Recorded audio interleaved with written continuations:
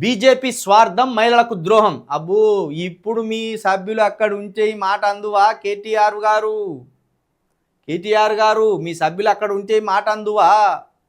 ఎందుకంటే మీ నాయన పెద్దనట్ల రద్దప్పుడు ముందటి రోజేమో పెద్దనోటు రద్దు చేస్తా మోడీ అని ఇట్లా గల్లు ఎగిరేసింది.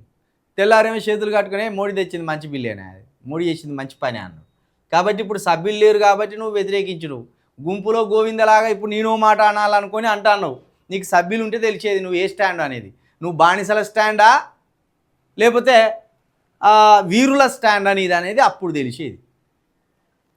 కేంద్రంలోని బీజేపీ సర్కార్ కుటిల రాజకీయాల వల్లే దేశంలోని మహిళా లోకానికి దక్కవలసిన రిజర్వేషన్లు వెంటనే దక్కకుండా పోయాయి. బీఆర్ఎస్ సహా దేశవ్యాప్తంగా అన్ని రాజకీయ పార్టీలు బిల్లుకు ఏకగ్రీవంగా మద్దతు పలికిన డీలిమిటేషన్ పేరుతో కావాలని బీజేపీ చిక్కుముళ్ళు పెట్టి బిల్లు విఫలం అయ్యేలా చేసింది. దక్షిణాది రాష్ట్రాల ఆందోళనలు డీలిమిటేషన్ పర్యవసనాలను పట్టించుకోకుండా మొండిగా ముందుకు పోవడంతో చారిత్రాత్మక అవకాశం జారిపోయింది. నువ్వు చెప్పినావంటే ఇక ఇందాలనుకుంటున్నావా? ఎవరు వింటారా?